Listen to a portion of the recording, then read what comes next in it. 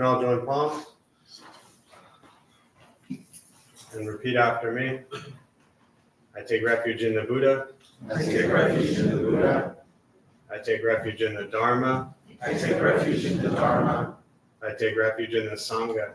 I take refuge in the Sangha. Keeping the palms joined.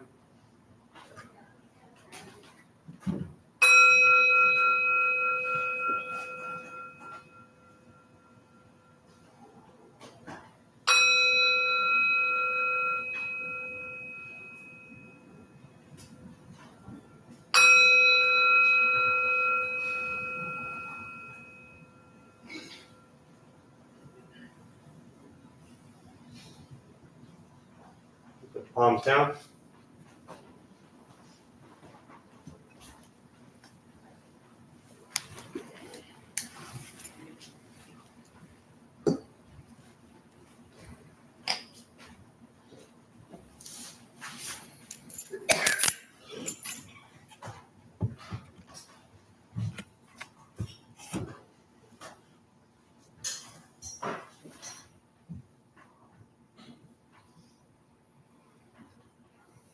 All right, good evening, everybody. Nice to see you all here. Thank you for showing up. Anyone here for the first time? Those of you here for the first time, what brings you here? Curious about the path. Any clue of what path you're on, or? I'm currently taking a class in Buddhism. It's Nice. online. It feels remote, and I'd like to live kind of with human beings face to face. Yeah, very cool. What program or what class? Ethan Nectarn. Oh, yeah. A long class in Buddhism. How far into it are you? 7-8 months. Oh, you figured some stuff out then. There's still a lot going on. Yeah.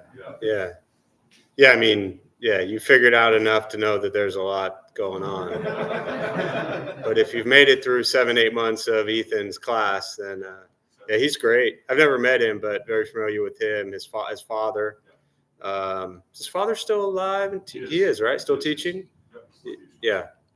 What's his father's name? Ethan also, isn't it? Or no? No, I think it might be Richard Johnson. Okay. That's, He did Dharma Bum. Yeah. That's great. Good. Well, welcome. Glad you're here. Yeah. What else? First time here. Yeah. Yeah, I guess what brings me here is people to hold me accountable. I'm really bad at sitting meditation by myself. Yeah. What's your name? Michael. Michael, here. There's a seat right here in front for you. Come on up. Oh, she's right back. You sure? You just said you wanted somebody to hold you accountable, but now you don't want to move. I tried. I just lectured the folks behind you, too. You were like 2 minutes too late. They can pass on. What's that? Solidarity. There you go. Yeah. I grew up sitting in the back. That's how I ended up here. Yeah. It's funny, too, because the comment back to me was what'd you say? What's your name? Mark, you said, you got to see a different side of me. Yes. Yeah. And what did I say in response to that? It's easy to be an asshole. It's harder to be up there. Yeah. That way you said it and not me. But it's also my way of confirming that you were paying attention, because I was showing them how to, when you take the cushions out, how to put them back. It's funny because a lot of people, whether you're new or not, a lot of people don't really think about the level or the implementation or integration of discipline within Buddhist practice. And it's absolutely critical. And it is deeply, deeply overlooked, especially in a Western culture. I don't want to say that Western folks with Buddhism are like soft, but they kind of are. The discipline is just not there. Western people with Buddhism get very sensitive to it because a lot of people come into Buddhist practice, and I get it, having gone through tremendous trauma, pain, suffering, and experiences that the type of discipline that for me personally, having gone through in a Buddhist culture, and I'm not saying this to make me sound better or elevated than anybody else, but Western people don't want that in Buddhism. Western people look at Buddhism as this thing to like make you feel better. I mean, how many of you came here to feel worse? Nobody. People come here, they want to feel better. And then when you integrate like hardcore discipline, people are like, no, see, you're leaving already. Oh, there you go. People don't like discipline a lot. And, it's a very broad generalization. So I don't want to categorize everyone in this room as not having discipline. But I will say that meditation and Buddhist practice specifically requires tremendous discipline. If all of our practice is around observing what we think, what we say, and what we do, and if understanding, that's the Buddha called that karma, action, if understanding that everything we think, everything we say, and everything we do creates our world, creates our environment, creates our sensations, our feelings, having the discipline to be fully aware of what you think, what you say, and what you do, and the intention behind every single thought, every single word, and every single action, that's the practice. Most people don't end up in this practice because they've done peaceful, happy things their whole life. A lot of people, again, I'm doing a lot of generalizations here, which I typically don't like to do, but I'm just going to say it out loud, and then, feel free to, shatter it back at me if you'd like. But a lot of people come into this practice really don't like people telling them what to do. And again, that's just my experience of being around Buddhism for quite a long time. And yet Buddhist practice in its founding, in its essence, in the creation of a sangha, of a community, was literally somebody telling people what to do. Like that was it. There were 227 to 311 precepts created by the Buddha and his disciples telling people how to live their lives. And if you didn't abide by these precepts, you were not allowed to stay in the sangha, in the community. Now, there were monks and nuns, and this was 2,500 years ago. That's very different from what we're doing right here. But I bring that up as an example to illustrate that if all of a sudden we had all these rules for everybody to do in here following Buddhist practice, people are like, no, I'm good, right? Because a lot of people come to this stuff because they want to do what? Escape. They want to escape. And what are we trying to escape from? Ourselves. And you're not doing a really good job because here you are, right? So the discipline is critical. And for me, again, I can only speak to my own personal practice with Buddhism, but for me, the discipline in a Buddhist context required absolute awareness of actions within the physical temple space. And when a nun said, go sweep this, go hang this, go clean this, go put this here, go put this there, I wasn't like, why? No, I don't want to. Don't tell me what to do. You just shut up and follow. And that's the part that's really difficult for a lot of people. But that was the part for me as a practitioner that I needed to do. Because you know what I'd been following my whole life? Myself. That was a nightmare. So I actually, again, I'm only speaking to my personal experience. I actually found it very liberating to kind of surrender this choice. I get it, freedom of choice. Big fan of that, 100%. I'm just talking very specifically to training the mind within Buddhist practice. Eliminating choice was life-changing. Now, I had absolute faith and trust in the people who were telling me what to do, that they had 100% the best intention in what I was doing, right? That, again, is another challenge in Western culture with Buddhism, is finding people like that, right? Not me, not people around here leading these classes. Don't look to them to tell you what to do. It's not why we're here, But that's the challenge in a Western culture with Buddhism, is finding people that you can actually trust to tell you what to do. But I found that to be incredibly life-altering for me and my personality. And so again, going back to the example of the cushion, I mean, there I am in essence telling you exactly what to do. How did that feel when I told you? Honestly. Abrasive. Say again? Abrasive. Abrasive, right. But what was I actually just doing? Show me the right way. Yeah. Or not even necessarily, yeah, I was showing you the right way, but I was showing you a way. But what was abrasive was somebody you don't know telling you what to do, right?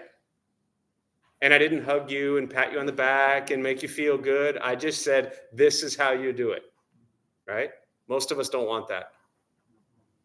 And I think if we can begin to explore why we don't want that, we begin to cut through so much of what is causing pain and suffering in our lives. And again, that's also really difficult. Our resistance to being told what to do.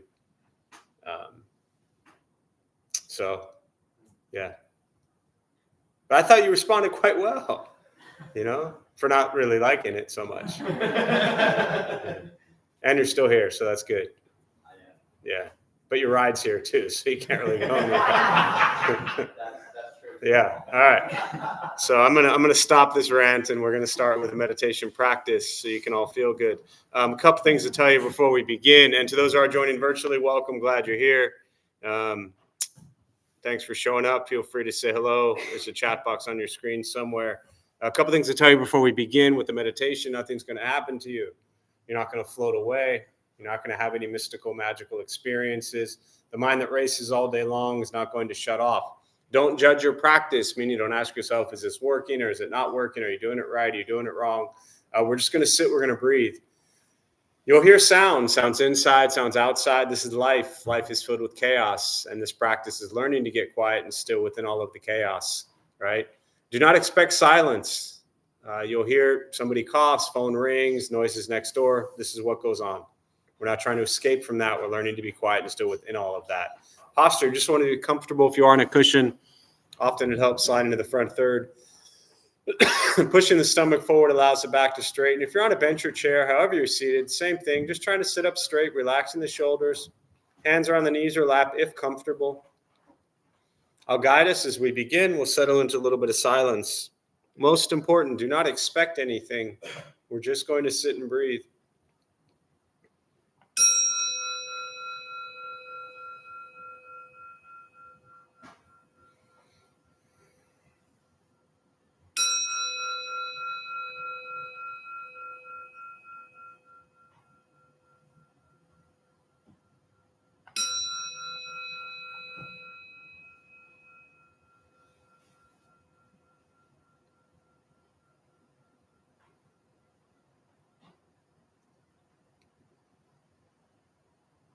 Starting with the eyes closed, if comfortable, or slightly open. Mouth is open or closed, whatever's comfortable. We'll start with taking 3 deep breaths slowly.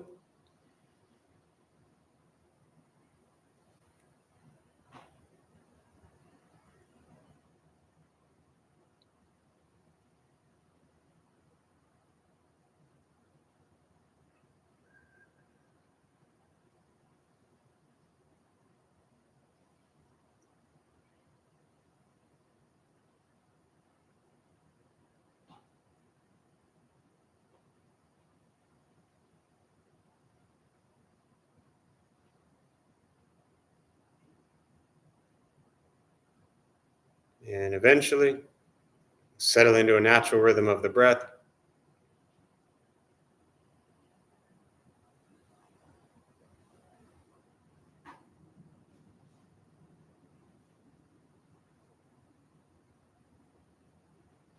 Noticing the mind as it wanders, jumping from thought to thought.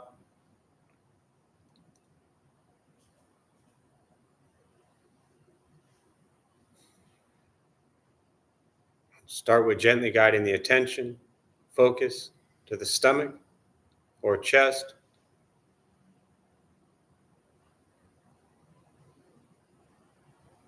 Breathing in, feel them rise. Breathing out, feel them fall.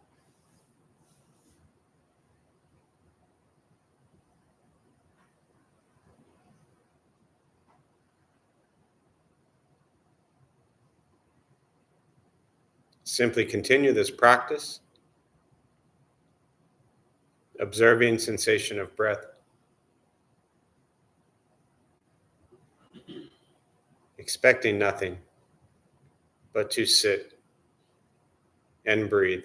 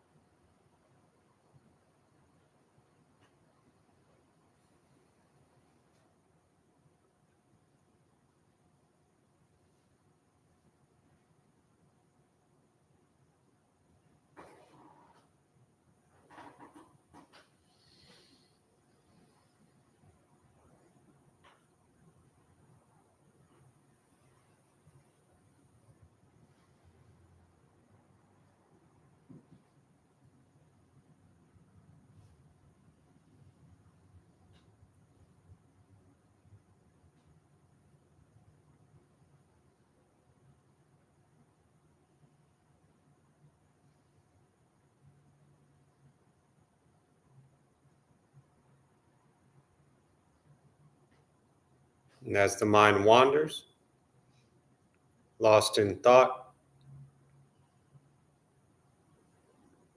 recognize it.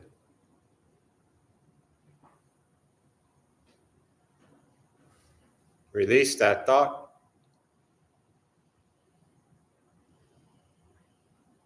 Return attention, focus to the breath.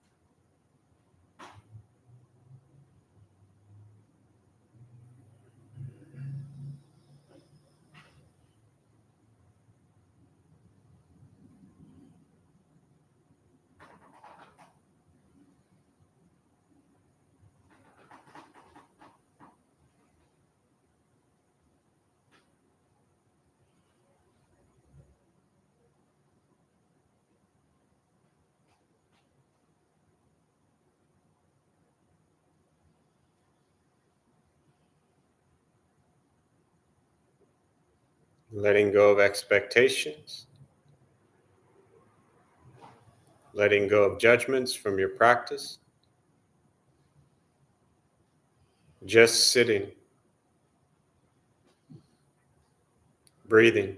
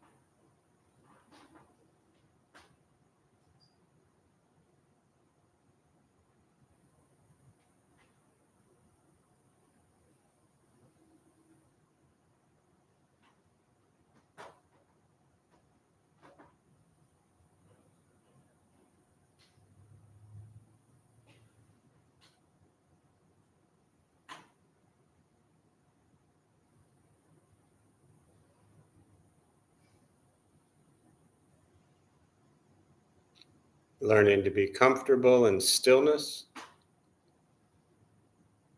in quiet, wanting nothing but to sit and breathe.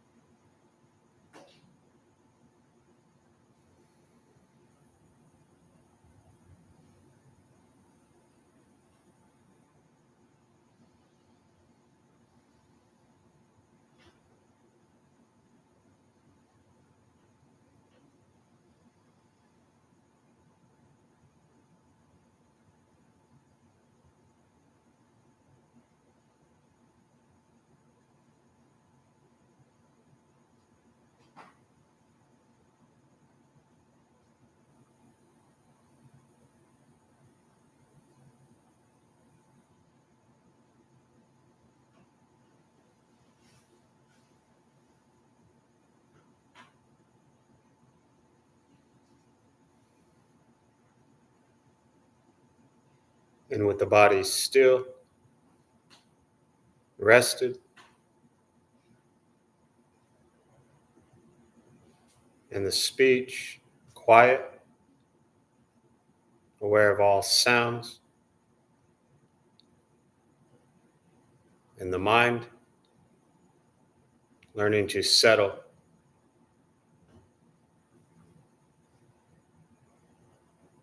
know what it's like to just sit and breathe.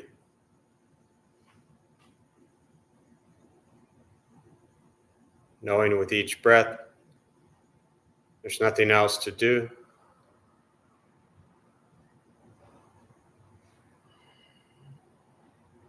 Nowhere else to go.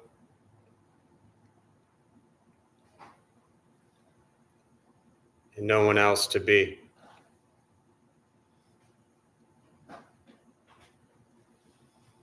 Everything beautiful, exactly as it is. Sitting, breathing.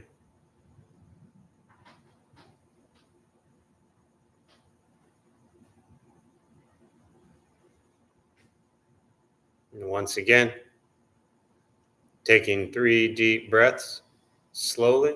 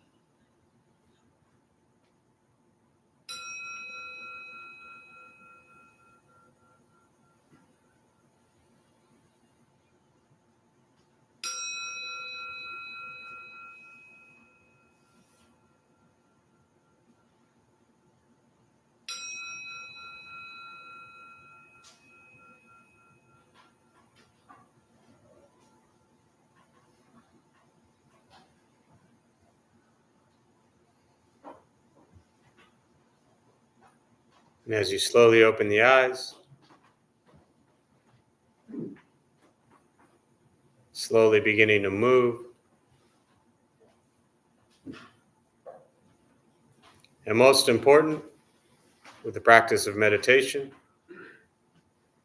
is to recognize how you feel now, immediately after. Compare this to how you typically feel throughout your day. Recognize the difference, if there is one. Ask yourselves how you'd prefer to feel every day for the rest of your life.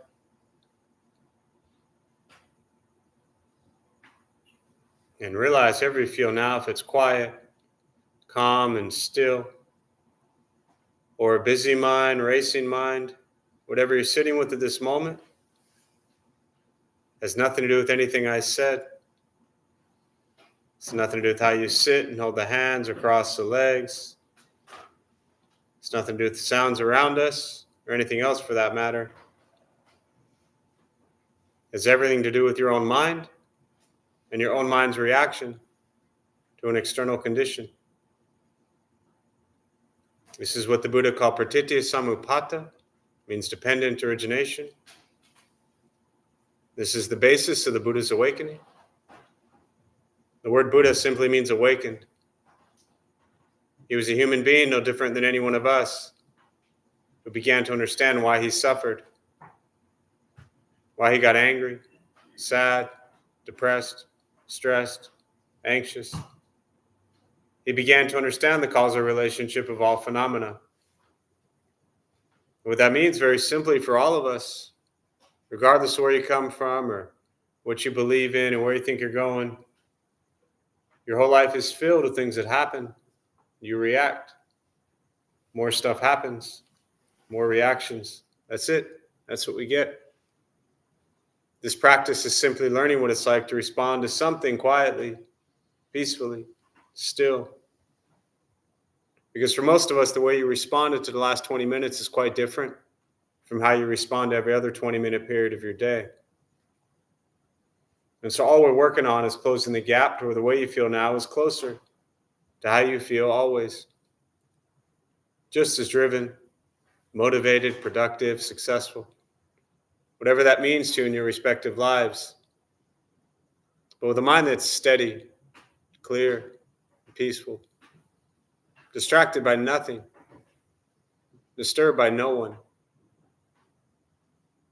This practice is not an escape, as often people think it is. It is direct perception into the present moment. And the present moment is filled with conflict, chaos, difficulties, challenges.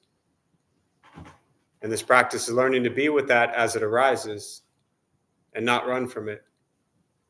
which is what many of us have been doing for much of our lives, is running. Keep running, you're going to get tired. Meditation is free. Buddhist practice is free. It's just sitting, breathing, becoming aware of what you think, what you say, and what you do in every moment. And that's all.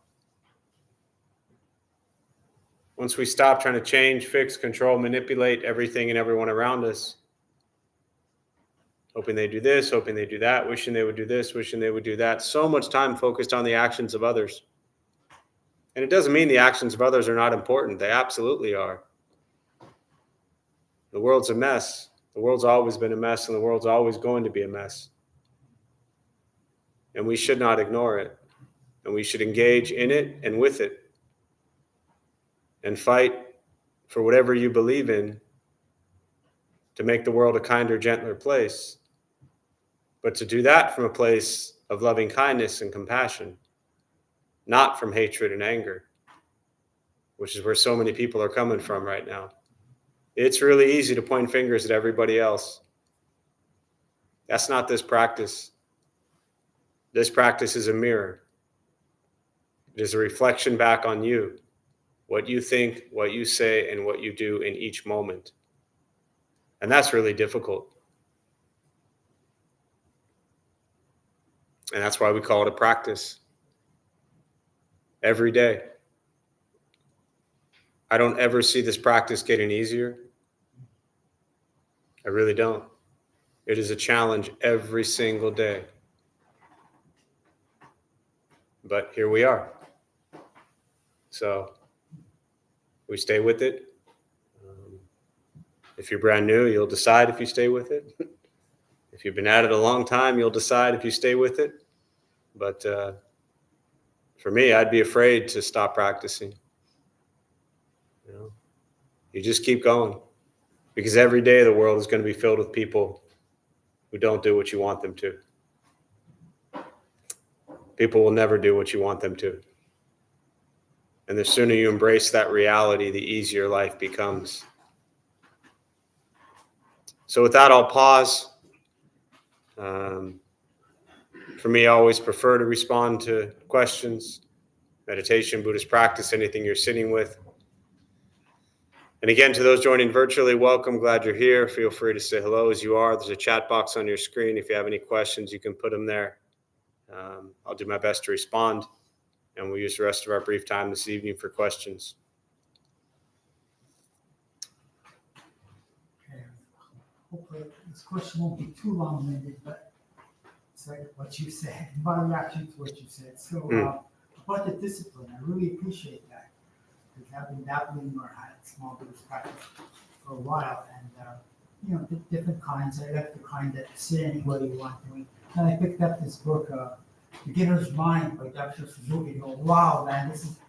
I get what you say. Like this is the discipline. He even says if you do the position right, that's the whole thing. Yep. I think.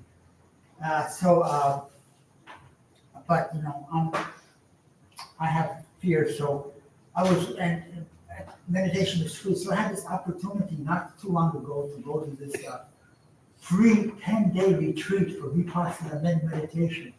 My friend said, no, don't go. I've been there. It's you won't last. It's 11 hours. Anyway, to make a long story short, I copped out. Now I have another opportunity to go to this 3-day Buddhist retreat, and it's based on a book by Lama Zopa, and it's edited by a lady you mentioned a couple of weeks ago, Ruby and Kutin, who's going to be giving it. So it's how to face death without fear. Go. Just go. Okay. Thank you.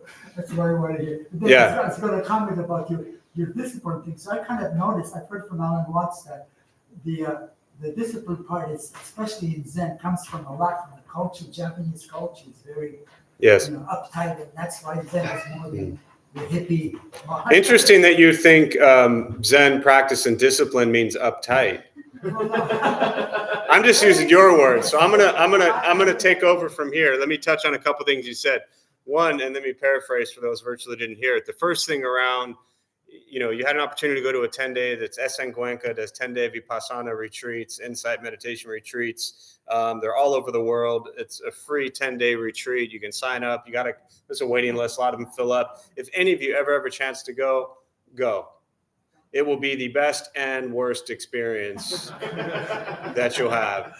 It is 10 days. It is silent, 11 hours a day, whatever it is. Every day you're stuck with your own madness for 10 days. And it's an incredible opportunity. So if you have an opportunity to go to one of those again, my suggestion is go. The idea behind long retreats, often people think, it's not like you're running a marathon where you have to, some people could just run out and go out and run it, but often people train for these things. A 10-day retreat, I always tell people, you don't need to build up a meditation practice.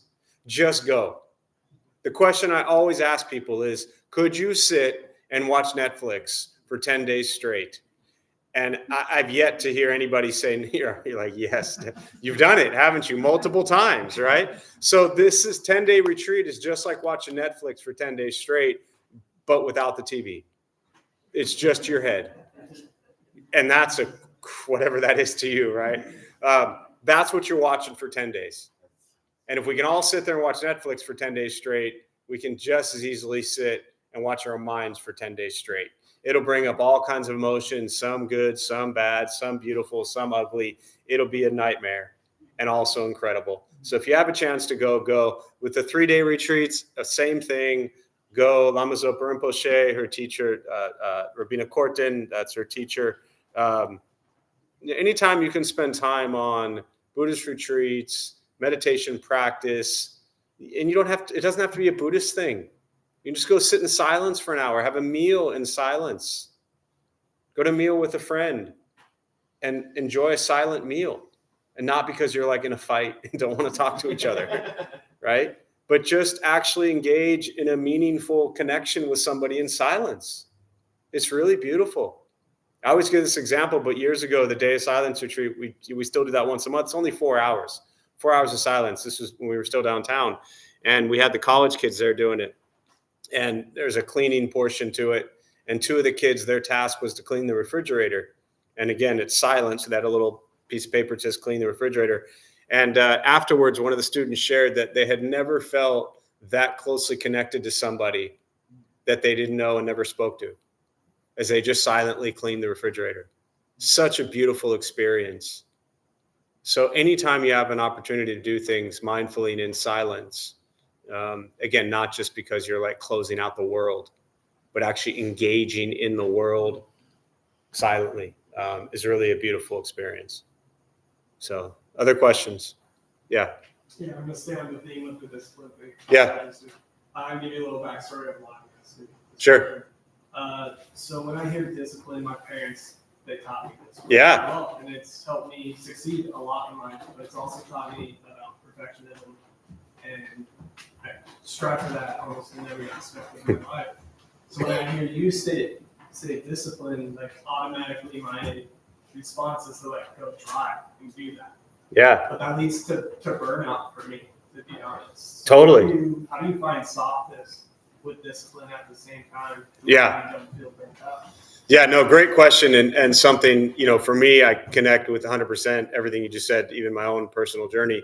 But to paraphrase, your question was around, for those who didn't hear it, background growing up, very disciplined with your parents, very much a perfectionist. And your question is around how do you have discipline without burnout, in essence. And so the simple short answer is to practice discipline without attachment, meaning in Buddhist terms, we call non-attachment, not detachment, not a cutting off, not caring. But often in life, when we think about discipline, whether it's with school, for me, it was sports, it definitely wasn't school, but sports or school or whatever the discipline was, it was always tied towards what? A goal. Achievement, accomplishing something. Discipline in Buddhist practice. And that's why I said, even in my rant about discipline in earlier, I recognize, again, I always make up these numbers. Half the room is probably like, they're similar to something along the lines of like, yeah, that word doesn't resonate with me, because discipline is uptight, it's strict, it's tough, it's mean, it's aggressive, it's angry. To me, discipline can be that. It can also just be a training of the mind. And that's what Buddhist teachings is. But before going off in that direction too much, back to your question, the non-attachment piece. So when we attach discipline to an expectation and we don't meet that expectation, how do we feel? Like a failure. Buddhist practice is abandoning the idea of feeling like a failure. It's actually having in Zen practice, we call it a single-minded focus of discipline on each action, body, speech, and mind, without any expectation, any gaining idea, any attachment to the outcome. So that goes away. Therefore, there is no failure involved. There's just moment-to-moment actions with pure intention, body, speech, mind. So when you kind of bring discipline in the way that you present it, which is very much how I grew up with it, right? And potentially how many relate to discipline as this really tough, mean thing. It's also a beautiful thing.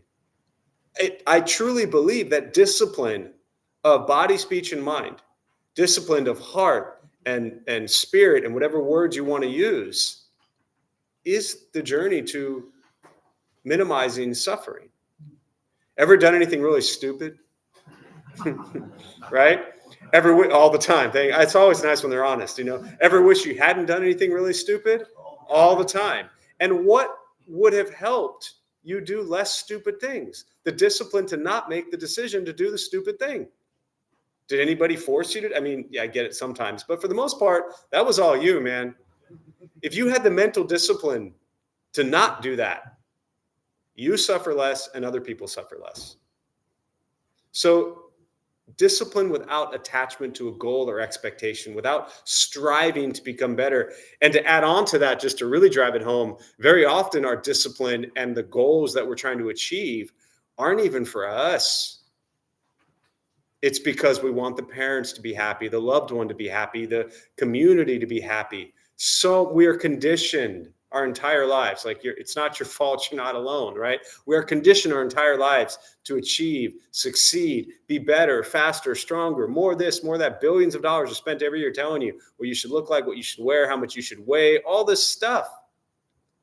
No wonder everybody is miserable.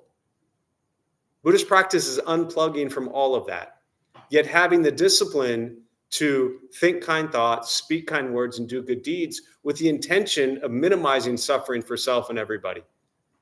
Your only goal should be, will this help people suffer less? So is that kind of, you see the difference in the two? Yeah. It's not a giving up. It's not like I don't care. It's not a surrendering to having goals or ideas or things you want to accomplish in life. It's not a dropping out. It's actually tuning in, but with a beautiful heart intention. And again, it's bringing together the wings of Buddhism, which is wisdom and compassion. What else? Which can also be done in a very strict way. That military style discipline, that also works, but that doesn't resonate so well with everybody, especially when you walk in the first time to a Buddhist place and you're expecting some little gentle thing, and all of a sudden you're getting like hammered in the corner on how to put your cushion back. And he's like, what? I'm just trying to settle in, So, yeah. What else? Yeah. I find it interesting that a lot of people who suffer, whether it's addiction, mental illness, or anything, it's because we lost structure. And any structure requires discipline. And I believe that we put weight into certain words, criticism. And all that. My dad always used to tell me constructive criticism, it's very important to know how to take constructive criticism. Sure. But you use that word criticism, it's critique. Yeah. I think what I've learned is I'm a TBI survivor. And what's really helped me the last 3 years is meditation, slowing my brain down, and just kind of, my expectations is just to breathe. Yeah. There's going to be things that we accomplish, but to being of service, I had to learn to love me. Absolutely. When I look in that mirror and say, you know what, I love that guy. Mm-hmm. That really changed my life. And that's what allows this type of practice to resonate. Yes. Because it's about self-care, Yeah. preservation. Yeah. Beautiful. No, I appreciate you sharing that. And this idea of, criticism, critique, but at the same time, the importance of structure and discipline. There is a fine line there. And every single person in this room is going to have a different relationship to all of those words based on childhood experiences, how we were raised, our surroundings, our levels of privilege, things like that. We're all going to respond differently to those things. And I don't know, maybe because of that, I feel like it's not emphasized enough in what I always refer to as Western Buddhism. It's almost like this idea that everybody's just trying to make everybody feel good. But I think that's just a bubble waiting to burst. And I think that, yes, the structure, again, very traditional Buddhist practice is tremendous structure. And in our lives, the kind of the old experience in the Zen temple is you put a schedule in place and that's it. You just follow. Again, talking about what I was, commenting on earlier.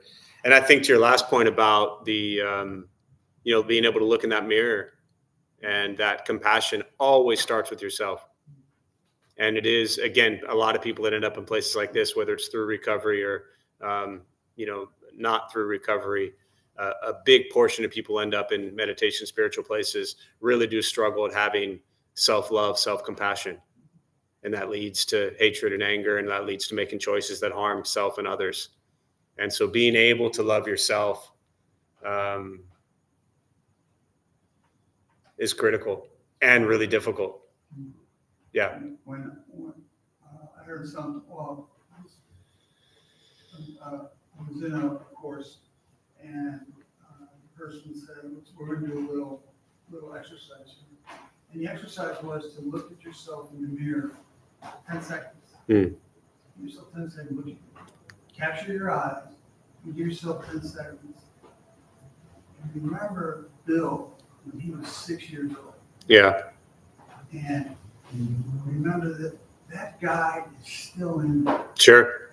And what's interesting about that is you can still have that same innocence at our ages, just with a little bit of little more clarity, a little more wisdom. Yeah. But we can still, I believe we can still approach each day that, gosh, man, that sun's going to set, and it's coming up tomorrow. Yeah. So, Yeah. Thank you. Something you said, we all need structure. Something just popped in my mind that I would like to share, which is, when you think of structure, for me, I am super type A and also grew up with parents that's teaching you how to be consistent, that kind of thing. And to me, what comes down to structure is, what is it built on? You have to have a good structure to build a building. You have to have a good structure to, do anything. So you have to start somewhere. Yeah. Start somewhere strong. And it doesn't have to be something super tall, super mighty. And I think, what you said is so beautiful about Buddhism, not necessarily setting goals for it other than, to end suffering and that kind of thing. And I don't know, just something that worked for me is, instead of setting, the impossible goals of I'm going to sit here for 20 minutes and not think of anything and breathe and just count 1, 2, 3, 4, breath in, 1, 2, 3, 4, breath out.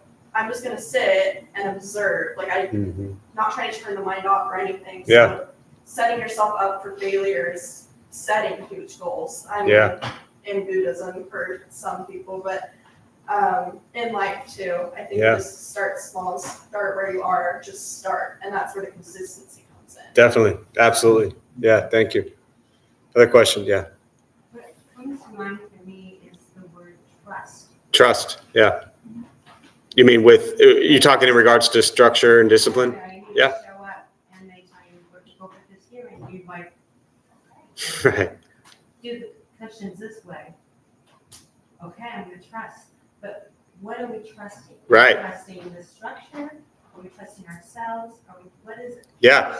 No, so your comment and question is around trust, and that's the word that comes to your mind is what you said. And so for the example of the cushions, like, do you trust the person telling you? Do you trust yourself? And I kind of glossed over it pretty quickly once or twice when I said that earlier, but that is an important piece, because even going back to the time of the Buddha was very clear in his teachings. He said, look, do not believe this just because I'm saying it. He said, try it, put it into your life. I'm paraphrasing here, but if it makes you a kinder, gentler person, if it makes you suffer less, then beautiful, follow through. If not, then abandon it. So, and my first teacher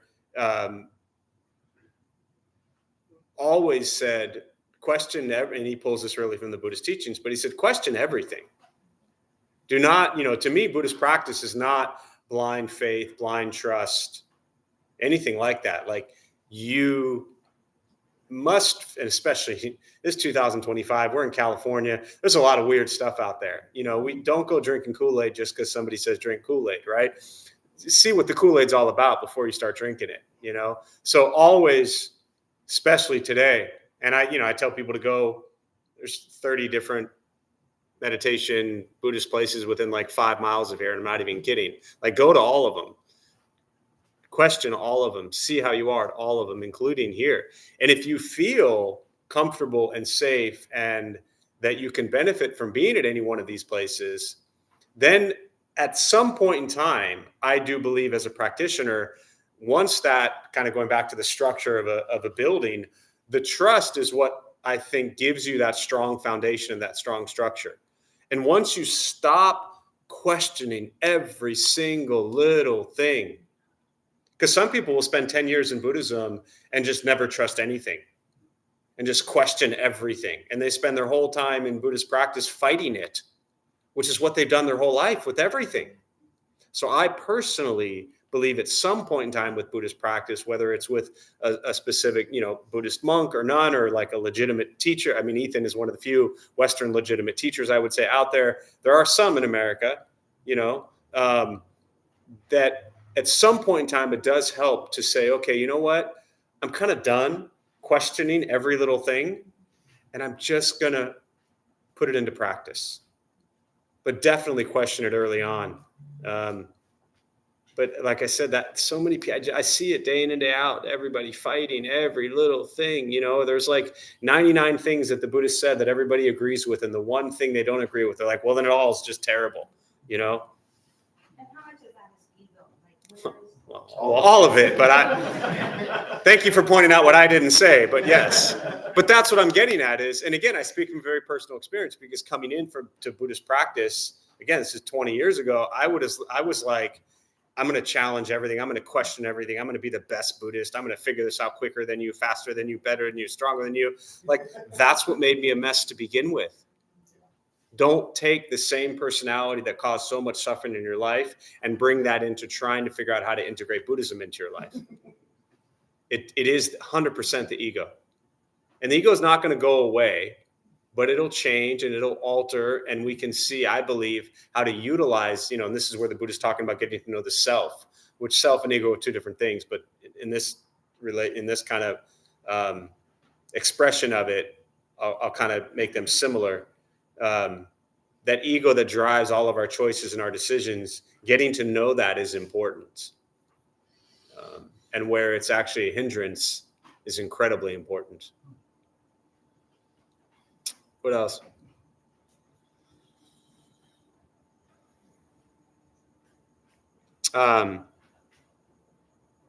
There's a question here. I wonder what you think of meditation. Meditation-induced psychosis and how to avoid it. Yeah, I mean, I really, I'm not a therapist. I'm not a doctor. There's no letters after my name. I have no authorization to do anything. So, especially virtually, I'm just going to kind of avoid that question. I don't really feel comfortable talking about psychosis. So, but yeah, I would explore that with a professional. Yeah. What else? Questions?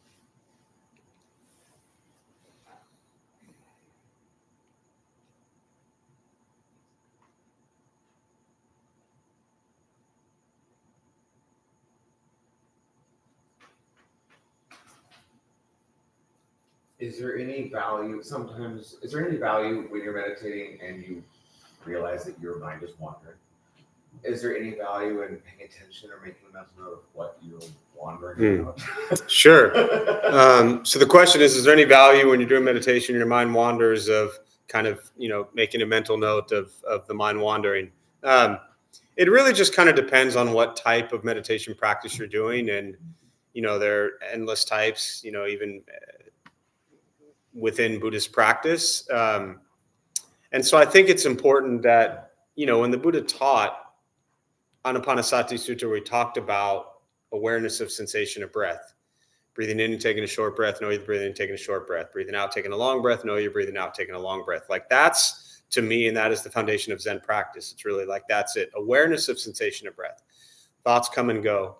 And so for me as a practitioner, my personal practice is no. Thinking. You just pay attention to, I'm thought back to breath, thought back to breath, thought back to breath. But your question is there any value? Absolutely.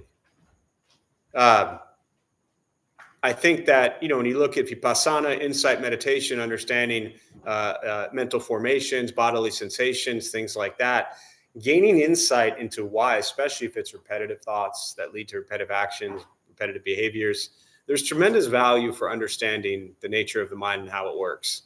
And if you have a still mind or stiller, and all the senses around you or sensations around you or sense objects around you have somewhat settled, as the kind of the metaphor of a vase. You have a vase with clear water.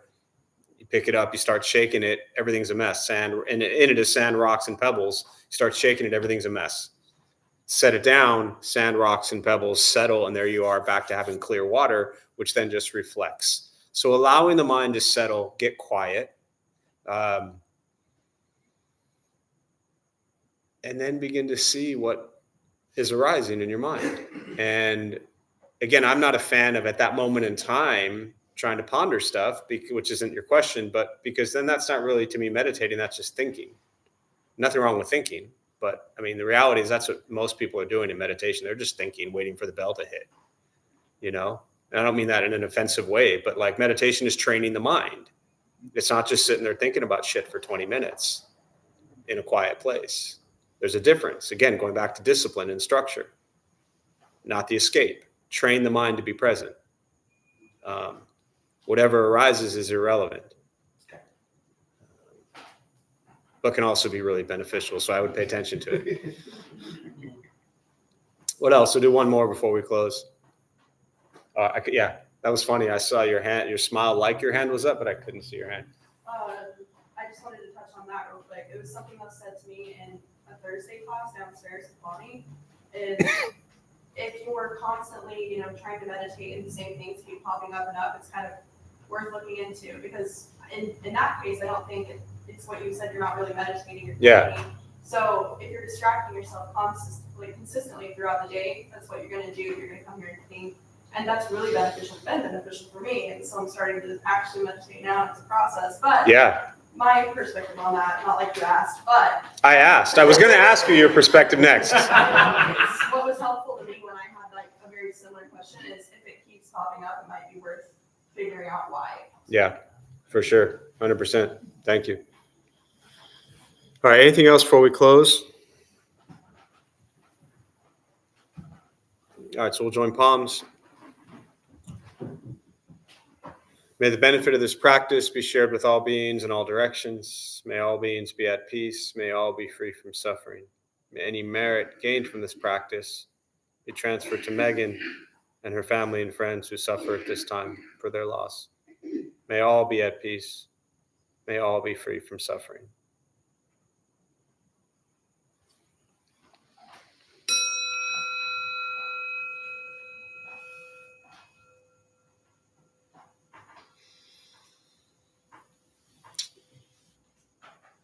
Do you want me to do them?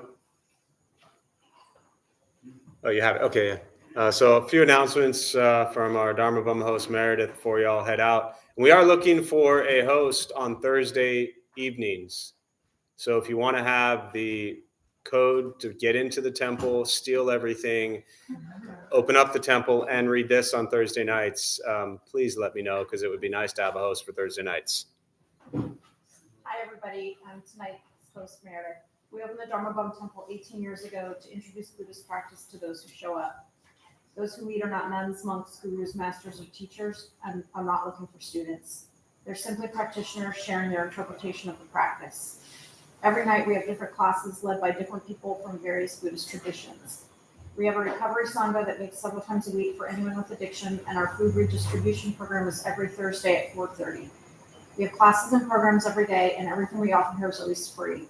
The full schedule is on our website and also posted in the entryway by the shoe rack. We have a lending library. If you see a book you like, feel free to borrow it and then bring it back whenever you're done with it.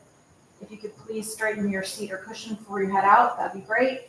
If you want to stay and watch some windows, that would also be helpful. Thank you for being here. We wish you well, and we hope to see you all again soon. And one more quick announcement for Saturday. Those of you who've never seen Venerable Bhante Piyananda, he is a Sri Lankan monk, came to the United States in 1974, I believe, is up in LA, travels all over, but he did the blessing when we put the new statues in. He did the blessing on this space. He did the blessing on the Bodhi tree, and we are now going to be having him come down this Saturday at 11 o'clock. So it'll be the normal 11 o'clock Saturday time. He'll do the class for about 40 minutes, and then we'll go outside and he'll do a blessing on the new Zen garden out front. So it's not officially open yet, so please don't stare at any rocks too long or you might explode. But that'll be this Saturday at 11 o'clock. If you've never seen Bhante Piyananda, he's really special. I have a couple monks with him, and his teachings are really beautiful, and the blessing should be nice. So anyone who wants to join Saturday, you're all welcome. Thank you all.